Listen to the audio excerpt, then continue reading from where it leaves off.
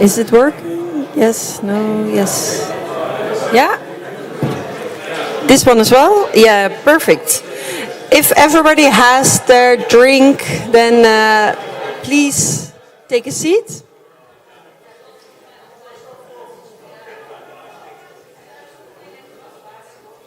Yes.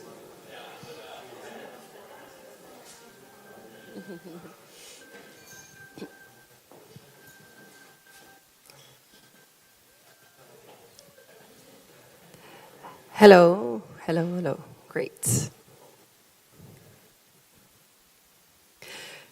Thank you for being here this evening. The last Innovation Café of 2024. To start, I would first like to invite you all also to the Innovation Cafés in 2025, because luckily enough, we're going to continue. So please make sure that you're not only here today, but that you also come to the following events. But this day, I think we have a really nice theme, especially before the holidays. Because this is also the time of the year that, on the not serious part, we're playing games, we're gathering, we're bringing people together, we think about everything that happened, we think about everything that we want to do in the coming months and in the coming year. And I feel that that's also something where the two speakers of today are really focused about, and doing this throughout the whole year, figuring out how we can know where we are, make changes in our life, but then with an element that very intuitively brings us there. So I'm really happy with the focus of today. We have Yama and Anne, which for me is really nice because I know Anne already for a very long time. But I actually never heard her talk about this, and I was wondering, why is this? She doesn't like to present that much. So be a bit gentle about this, but we are going to start with her, and then we're going to have the second presentation, and then you have all the time in the world to ask all the questions you want. So please sit on them for a while, and then we're going to have a really nice conversation afterwards. Anne. Thank you very much.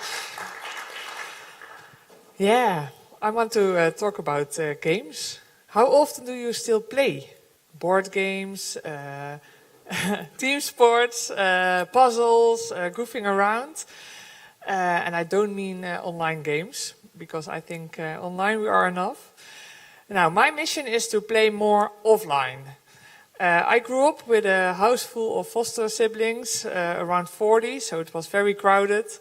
And my mother was a parenting expert, my father a furniture maker. And I was raised really Montessori style, help me do it myself. So this independence and empowerment made me who I am today. And all my school subjects, geography, advanced mathematics and physics, arts, seemed a little bit random when I started at Design Academy. But now, 20 years later, they are proven to be a solid foundation for my work as game designer. Oh yeah, I had pictures. Together with my co-founder Anke, we at Coded Club make coded games, and they are very hard to explain. We made that word up ourselves. And we mostly refer to escape rooms, but then without escape and without room. So you get an idea. But we use the framework of escape rooms. And most of our clients don't even know that they want to have a game or they want to buy a game. They have a problem. They want to solve something. They want to raise awareness about social issues. They want to trigger They want to trigger a change in behavior. They want to present their companies or to do something fun with the whole organization, and we help them with that. And our games are always unique, always tailor-made, and small peek.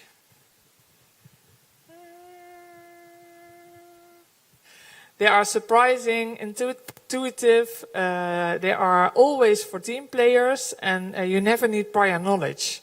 So every player is always equal. So now I'm getting very nervous, but I'm taking a moment.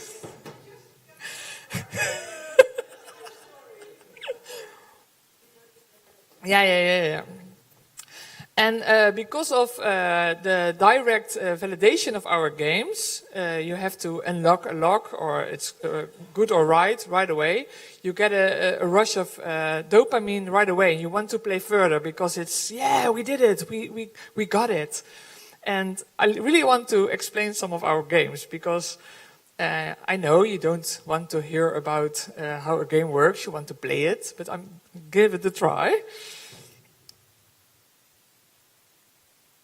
So for ASML, they want to recruit students for the company.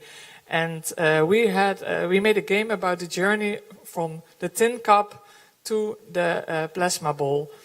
And this is how they made now the new, they create the patterns on the wafers. They use a light that is not existing on Earth. It's EHV light. And it's a tin drop. It's shot by a laser, and it got into a pancake, and then it creates a plasma light and light energy, and they use that to create a pattern on the wafer. And we try to put that story into a game. So you have to go with your hands around the plasma ball and to follow a pattern, and that pattern you want to compare with the pattern on the wafer, and then there are two coordinates, and if it's the right pattern and the right coordinates, you have the plastic, colored plastic, and if it's in the right spot, you see that you win. So that's your validation, and all the other places you got some jabbers. So this is one example of a game, and we also had a game to learn children to know about bias in the digital world. So we had two card decks, one card deck with schoolgirls, and we had a card deck with questions. And the questions were, who is the smartest, who is the funniest, and who is the sweetest girl? And children had to place those questions on the girls. But there were four questions about who's wearing a belt and who had a star on the shirt. So objective and subjective questions. And for some children, it was very easy to know who the smartest girl was and who the richest girl was. But for other girls, for other children, it was not possible. You don't know this. So the discussion afterwards was very interesting. And the code that you got out of this game is then obviously the four objective answers gave a code. Another example is to show you the diversity of our games. This is for a mental health care organization in Belgium. We made a training game to make more personal care, more to also to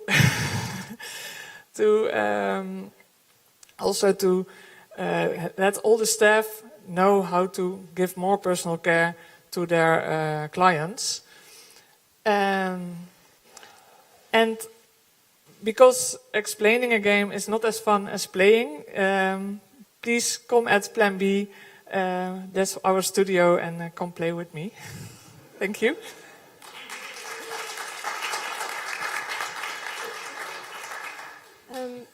I have a question. Oh no. Yes.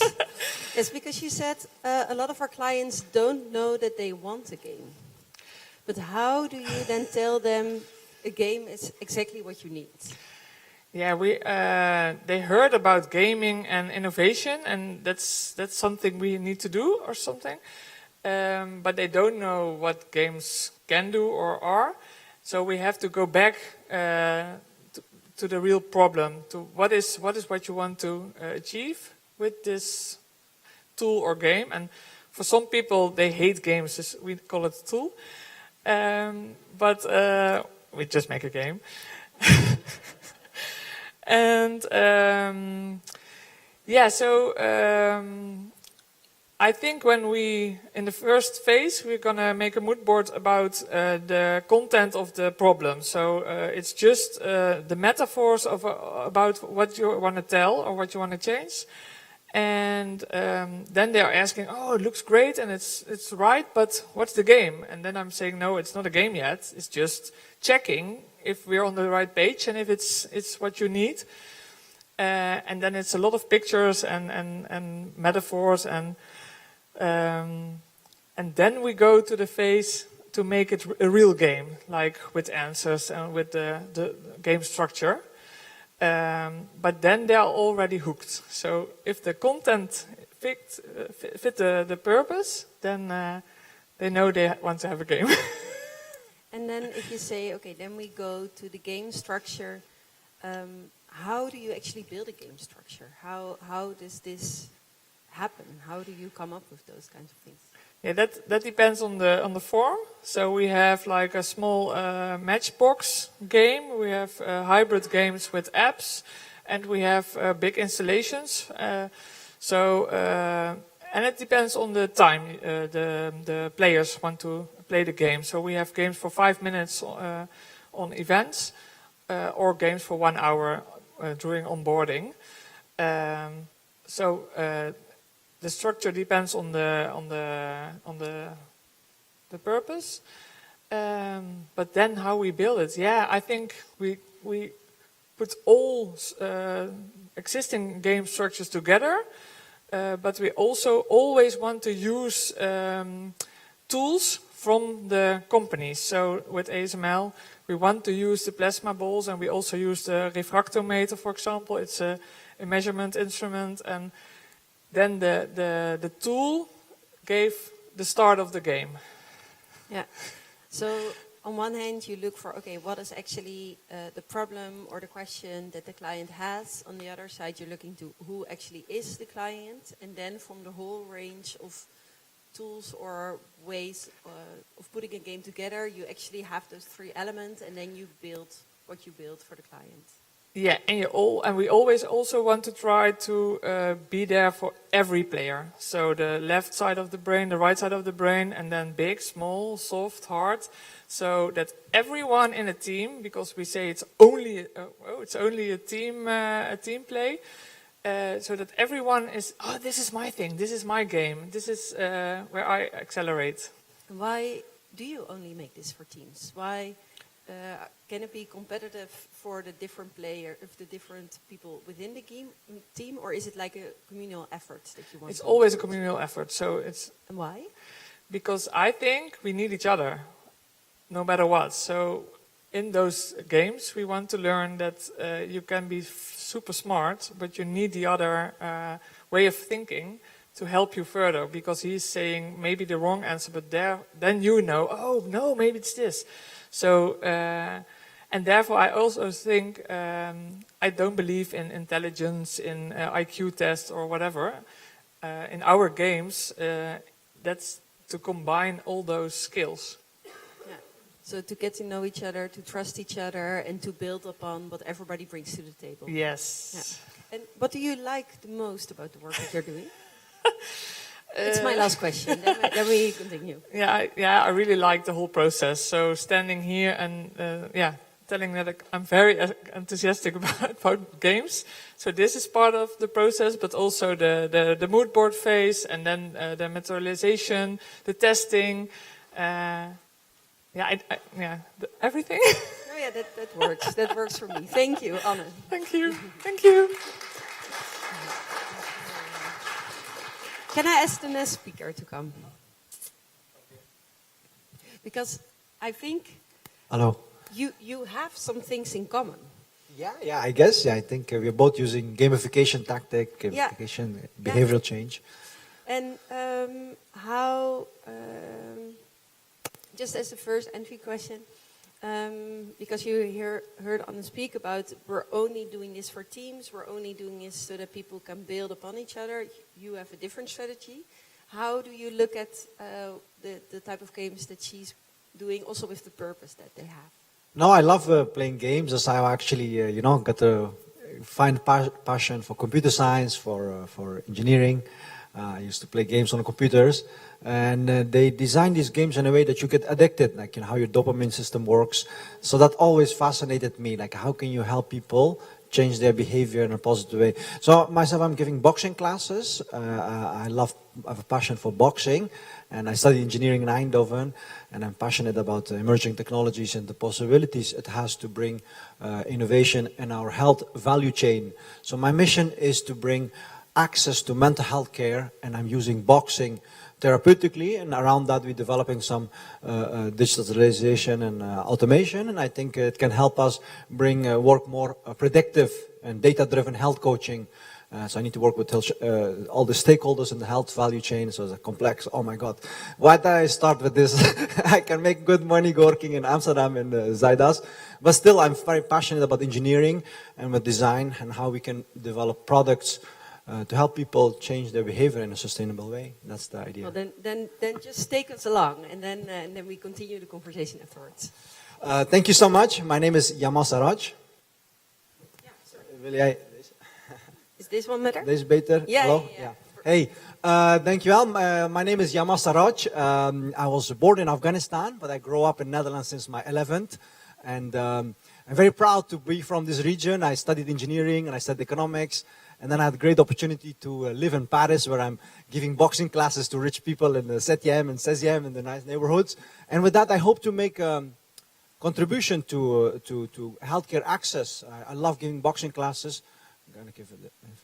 And I picked up boxing in Netherlands. I grew up in a nearby city called Weert, Nederweert. It's a small little village. I came there as a skinny little immigrant from Afghanistan. And yeah, the kids were bullying me, like sometimes these farmers.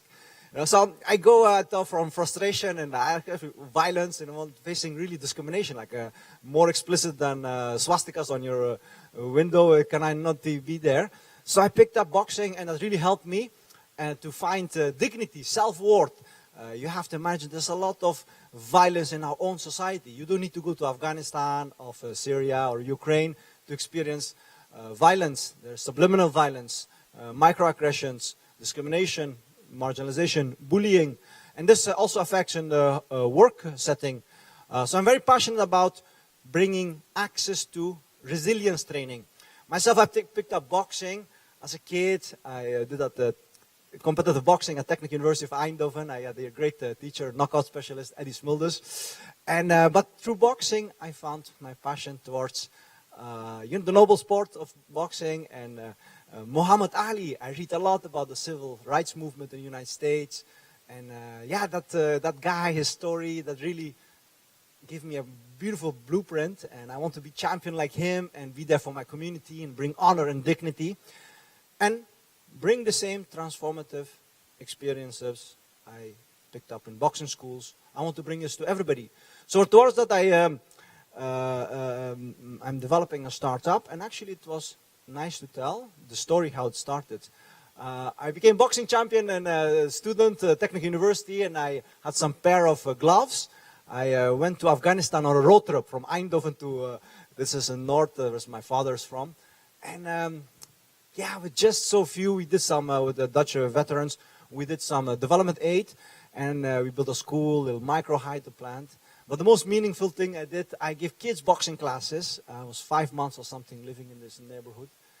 It's like 2000 before Christ. You cannot imagine the contrast between where I grew up in Eindhoven with the high-tech manufacturing and you going back to one of the poorest regions in the world. 80% cannot read and write. They don't have access to electricity. So me growing up in Netherlands, I came with the realization, wow, what are the odds I end up in such a technology-rich region, economic developed. And there I got a very cool idea. I wanted to make a,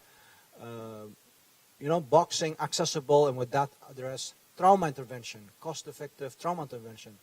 And technologically, I know it's feasible to make for €50 a smart punching bag that from Eindhoven I can train my cousins in Afghanistan.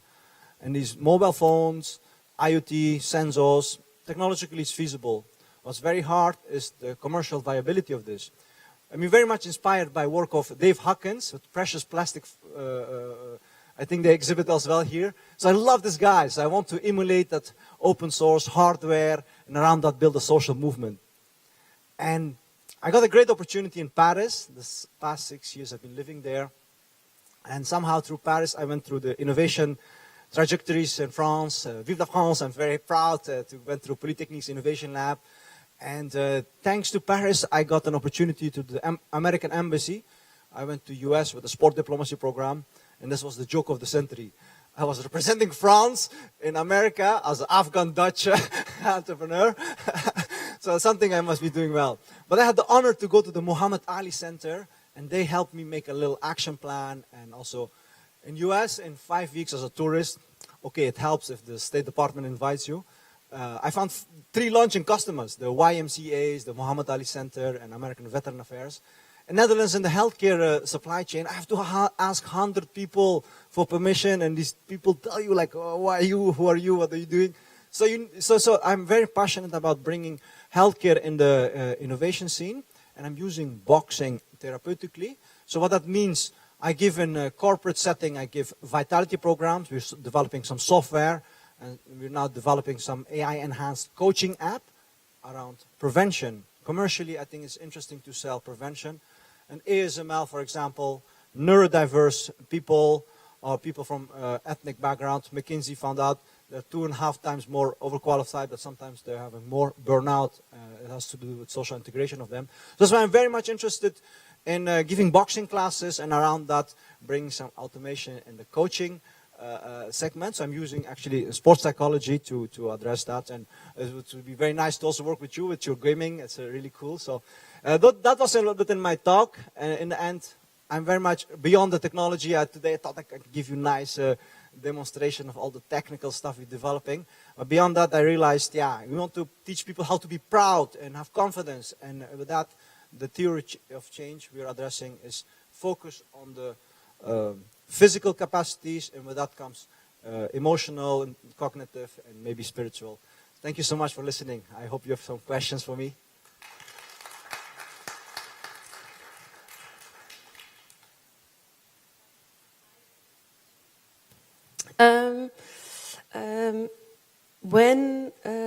What would you consider a success? Because I can imagine you start with one person and then the next and the next. How big is the movement that you would like to create? What do you envision? So we have a commercial company called Sensei Technologies, a Paris-based company, and we're developing a computer vision solution for the French Boxing Federation. But beyond top sport, I'm more interested in the breedte sport, what we say in Dutch, for using sport for everybody and access. Unfortunately, the government is cutting a lot of money. So my model, I want to sell commercially wellness programs to corporates like ASML or Philips. If somebody from ASML, I would love to talk to you tonight.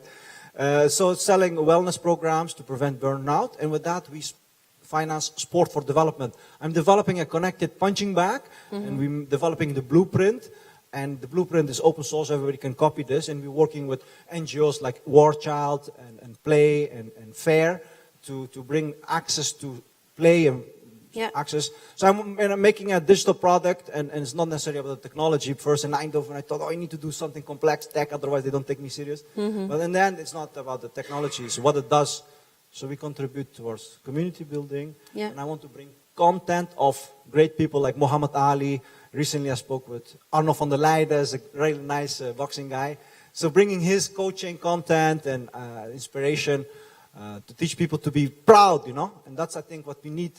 People, so much depression and so much burnout. That's the problem we're addressing, and I'm just giving boxing classes and trying to automatize myself so I can scale up something. That's what the VCs want from me. And aside, I have a social story. I want to recycle car tires and make a beautiful product around boxing and making boxing gamified and fun. Yeah, when you say, I'm just teaching boxing, I already think you're doing so much more. But are there any questions? Because I can imagine more people have. Thank you both for your presentation. I have a question concerning you both. Gaming and sports involved also competition. What are your separate views on competition being part of your projects? I love this question. Can I take it first? I'm a fucking competitive guy, you know? I'll like fucking break guys. No, I have built up so much anger, frustration because we're facing. So I'm a very competitive guy. But same time, I'm economist. I'm engineers and economists. I think in our history, in our evolution, cooperation meant more for humanity than competition. Coming from Afghanistan, growing up in Eindhoven, I see the extreme differences in competition and cooperation. So yeah, it's the duality. Mr. Hans Kokas, he can talk to you about the Taoism and the duality and the irony in it. So yeah, I am a competitive guy, but at the same time, I need to be cooperative, right? In boxing, people think it's for tokkies and tuig. No, but you need to be very intelligent, and it's not that lonely sport. You need social structures. So there's always, even though you're fighting with someone, but the real battle is inside you. You're fighting with yourself. So yeah, you need to be competitive. You need to be tough in this world. It's unfair, you know. You need to realize that. So I'm also building for resilience. You need to realize. But yeah, cooperation is as important as competitive. But it's our nature and nurture discussion. So maybe she has something better to say. Yeah, I'm not competitive at all.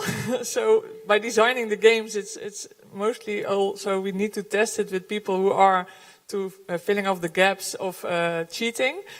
But in our games, we also have, in our team building games, for example, we play in a team together against other teams. So therefore, you play together against, and then there is competition.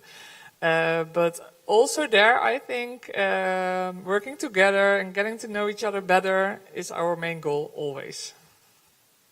So I both hear you say being competitive is good, but it's also a lot about then respect, right? And it's about the rules that you set and the respect for that and the effort that you collectively bring. Is that right? Yeah, absolutely. I mean, the Olympic values, boxing, you have to be a bit crazy going in the ring to do fighting with each other. But I think at the same time, the physical act of violence or in a controlled environment, it can teach people to respect boundaries. First, your own boundaries, your own limitations. So my work is teaching people discipline, self-worth, confidence. And I think the martial arts philosophies, you have the Eastern doctrine, you have the Western doctrine. Yeah, boxing is a little bit mean. That's why I think that the West dominated the rest. But I'm as much inspired by the Eastern martial philosophy of inner struggle, inner peace. Yeah, and that prescribes cooperation and peace, having inner peace. Yeah, and I think also to improve yourself, you need a little bit of competition always. So, but then it's not, maybe it's to improve yourself or to be the better you and not win or... Yeah. Yes, yes, yes. Yes, that's what I meant. Yeah, so coming to this back to this competing and also the reward that is inherent to many games and sports.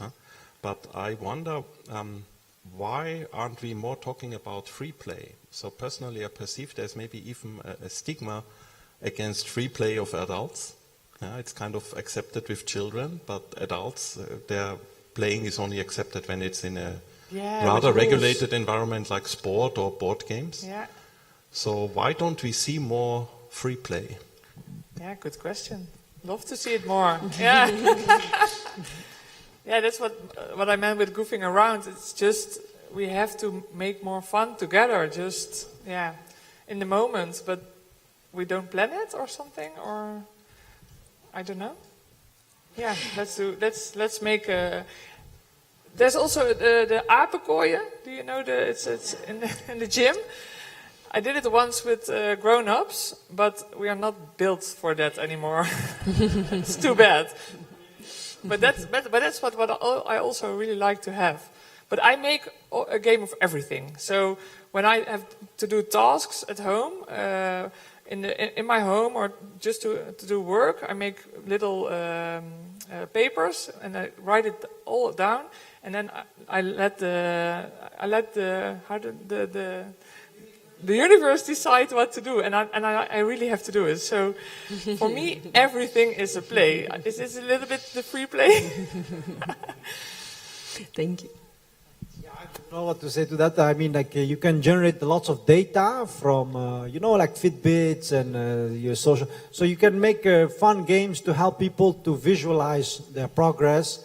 And there is also some kind of creativity involved. And I think the Minecraft around the free play, I think also there's also very nice developments in the design aspects there.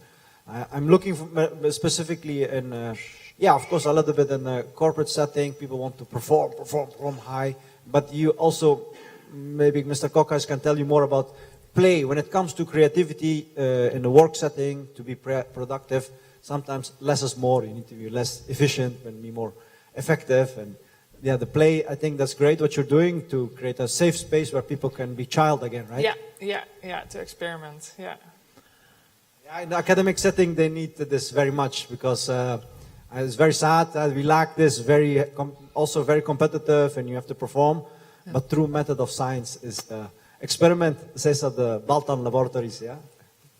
Hey, Betsy. Hey, I was wondering if you ever had in your game mechanics something around rewarding collaboration. So there's a game that my children play, and it's and it actually gave like credit to everybody working together. You would get points for collaborating, and I think if there's, competition is one thing, and then working together is another thing, and I think that's what like families strive for, companies strive for, communities strive for. So if you could find a way to stimulate collaboration, that could be kind of interesting. Do you have games that do that? I guess that's my question. Yeah, we have a team game for ASML, and it's in 8 teams, but they have to they need each other, the final outcome, to work together as a group to get the final game. So we always make team games, and then we try to make those, and that they all come together as one final game. So then they are also in a big organization. They are always the separate islands, but they have to work together as a whole to reach the end. Yes. And is there, because actually I both hear you say, there is competition, but you need a social structure. You need to build on what everybody is doing. And I also had to think about the free play, because is the free play situated in the creativity that you have to perform within the rule set? Does the rule set help us actually to think more freely and to improvise more? What's your take on that? Do you have a take on that? So for me, right now we have a case challenge with the Utrecht University students. So there's a lot of offering of bedrijfsfitness, corporate vitality programs, right? Companies trying to reduce burnout, improve productivity, and they want that employees do sports. But a lot of employees don't care. Why would they do sports? You don't want to sweat with these other colleagues you see. But you can connect it to a social cause, and that can enhance the employee engagement, they call it. So the students are researching for me, so sociologists and anthropologists, and I like that very much because we have already so much tech people here. We can build basically anything, but you need to know what works and what doesn't work. So that's why I also like to, so I'm figuring out what they can do for me. But they're designing programs and corporate social responsibility. How can the boss engage people to really change behavior? They call it nudging. So this was very interesting dynamics, and we want to connect, the more you do sports, the boxing, so I'm developing some sensors and some boxing back. The more you do boxing, the more you contribute to sport for development in poor neighborhoods. So this is actually, I'm researching now, how can you create employee engagement, and that's actually the gamification elements I'm using now. I'm researching. So as if I have some ideas around vitality, and happy to collaborate. And I think, valid point, rather than competition. You also can contribute a social cause, which is more cooperatives, and also depend on the personality, right? So there's also lots of dynamics there. Yeah, and in our games, because you're finding a code, so the answer is absolute, and we made it up. And there's less free play or creativity. So now we are looking for ways to combine those. So in our team building games, we also have a lot of games that you really have to show yourself or to getting to know each other better. So we try to make that combination as well, and to be more creative within our rules. Nice. Hi, thank you very much. I love what you're doing. I think play is very important, especially to boost creativity, make innovation worthwhile, etc., etc., especially for grumpy adults. So my question is to you, what do you need? What does your company need to grow? How can we all help? Wow. Yeah, so I start? I need some legal advice how to negotiate with fucking Achmea, because they want to control my whole company, and they could be my launching customer. This can give me a lot of support, you know. In the healthcare, to bring innovation is super complicated. There are like 100 stakeholders, they have different incentives. But in the Netherlands, the healthcare organizations, they decide what is real care, and they have the money. So in US, I went to Saudi Arabia recently. The healthcare is privately organized. Of course, they're looking for the best solutions and how to evidence-based things that work. In Netherlands, so it's more complicated. So someone who can give me some legal advice on fundraising, so I can work with some big insurance company. But also, I heard there is a region deal around vitality and maybe some people with Brainport Industries. I'd go talk to Robert Jan Smits, the boss of TU, like, hey, I'm boxing champion of Technical University. Why I have to go to Limburg, or I have to go to US or Saudi Arabia? I want to be helped in my own city. So he referred to Brainport Volcar. I don't know these people. The same talking bobos, and I don't know how to talk their language. If you can help me talk their language, that would be fantastic. Oh, thank you so much. And Anna, what do you need? I think we need some sales. What I'm telling you today, I don't like it. I'm trying. But I think our story is difficult to tell because it's a game you have to play. It's new. It's the experience that's actually... Yeah, and it's not the story. Yeah, it's also the story, but not maybe my story. I don't know. But help me to sell my company better. That's our biggest question, I think. Then I have also... Yeah. Then I have one last question for today. What would we're all going towards the holidays. So there is a chance that we play a game, or that we are with family, that we feel proud or not proud about everything that we've been doing this year. What's something that we should keep in mind, or what's something we definitely should do in the coming holidays? Yeah, I think if you don't like games, I think a lot of people they think they don't like games, but I think there are a lot of sort of games. It's not only the boards that you have to build up and that you're spending hours. My favorite game is code names, and then you have to associate with words or pictures in a pattern, and it's really fun. And all my friends who hate games, they like that game. So try to find out what area of games you like. That's my advice for the. Yeah. Also, like for everybody that want to know more game suggestions, also go and speak to Anna at the bar afterwards.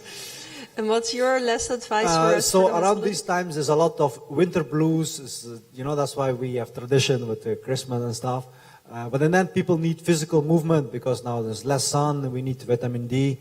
So I can recommend everybody go to a boxing gym and learn boxing, and come to me if you want your team to be trained. And so I want people to do sports. And I think beginning of the year, everybody has a lot of good intentions, and how to maintain them. So that's what we're working on, motivation and engagement, and around that we're developing gamification design with sport-based interventions. Thank you so much for listening, Tawad. Thank you. Thank you. Thank you both. Thank you, Yama. Thank you, Anna. Yes, and then the final word for... I'm going to do this. The final word for Annemoon. Sorry. Yeah. Yeah, I think we can even go on talking, but we also have a bar. But I just saw you coming in. Yes. Maybe you can briefly introduce yourself and why you're here. Yes, gladly. Thank you. Hi, I'm Femke. Nice to see some familiar faces here today. Last time that I was here, I was able to get your community a little. And with your community, I mean the community within Eindhoven Innovation Café. I do the studies industrial design at the TU in Eindhoven. And for these studies, I have a course which is called Design Research, in which we research communities. So we have chosen Eindhoven Innovation Café because we saw the warmth within your community, the enthusiasm, the energy, and we'd like your help with that. So today we've brought 5 kits, which means that we need 5 participants who can spare a little time. The only thing that requires you to be able to participate is the ownership of a mobile phone and knowledge of the English language, but you all do, so that's very nice for us. Yes, so if you have 15 minutes to spare, you can come find us and we can tell you more about our research and we can discuss if you'd like to participate. Yep. We are in the group together, and I'm also an industrial design student, and I was a talker here before. I also joined the community, and the reason we chose the community was we really felt that the engagements, all the talks were really motivation-based, and as we also saw now, we were really observing, and people are actually having a lot of fun. And we believe that for us and also for the Innovation Cafe, this can be a good opportunity to make the community a bit more bigger, or in general more local wise, I guess. So we will be really happy if you're interested in joining, and as my friend mentioned, if you're interested you can find us later in the talks. And thanks a lot. And thank you. Oh, we have a question. Hi. So what's in it for us, for the people who will serve you? How will they get any feedback or whatever from your research? That's a very good question. With our research, we hope to give people a better view of the community, and we hope to create some awareness of the community existing. Because in my case, I didn't know the community until my friend here told me about the community, because she had spoken here before. And as we were discussing this in our class of tens, maybe hundreds of students, the people that we've talked to didn't know this community yet, and we were surprised by this, as this is a very relevant community for our studies. I mean, we are designers, engineers, innovators, and we should be aware of this kind of thing. So we hope to actually grow this community a little, and with that help Eindhoven Innovation Cafe to exist further, but also maybe get more people to come talk here and to have more events. Also later on, I am keeping it a bit mysterious, so we don't say what we have inside the kits. But basically, by some of the exercises, it also really keeps you reflect on why you like the community, why you prefer joining the talks, and also some of the good memories you might be experiencing or you might experience later on. So I think for the participant-wise, I think it's a really good exercise to reflect back on what am I getting out of this community, and if you're interested in how can I help the community more to grow, if that's an intention. So that's the main, it's more motivation-based, and I believe that especially design and also all these talks here are really motivation-based. So that's the main, yeah. Yes. Thank you guys a lot. Come find us. Thank you. Thank you so much. Thank you. Wow. There was someone really at the beginning of the Innovation Cafés in 2018 who said, "We give to grow." So that's what we do. Then, is there already, because now you're here, and Annemoon isn't here standing that often anymore, is there a glimpse that you could already give us for Innovation Cafés in January? What should we definitely be looking forward to? Yes, I hope you all will be here again 16th of January, because then we will have an open talk with every one of you how we can improve the innovation cafes. But we're also going to toast on the new year, right? It's not only reflecting a serious, but it's really, if you talk about community, it's really community events. We're going to celebrate the Innovation Café. We're going to have a conversation about what can be improved. So that's the first thing where we definitely all should come, and then especially the faces that come here week by week. We appreciate really also that you're here and also your feedback. So we really hope to see you then. And afterwards, what have you planned afterwards? We will talk about the future of tourism and how you can have people in the city of Eindhoven. We will talk, of course, also about city vision. I hope we can continue that. So, let's make a nice paper on what we did. Keep it also by filming it every week. We have a huge archive already of knappe koppen in Eindhoven. How you say that? About intellectual minds. Yeah, the beautiful Creative people minds. of Eindhoven who are helping, giving to grow to each other, because this is not for me or for Kazerne, this is for our community. Great. Let's see. Yes.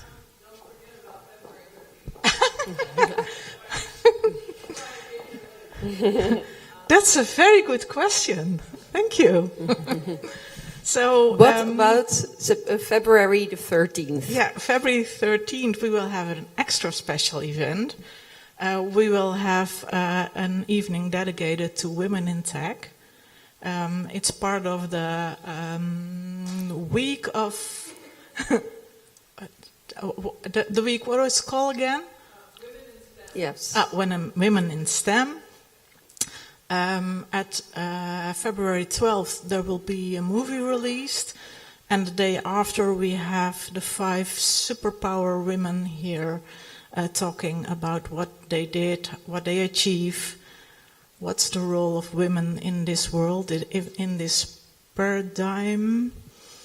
I hope I grasped the right word. The shift, the transition that we are facing, and what's the role of women in it, and how we empower the world in a maybe different way, but also maybe not. So let's just have a discussion on how we work together with everyone to face all the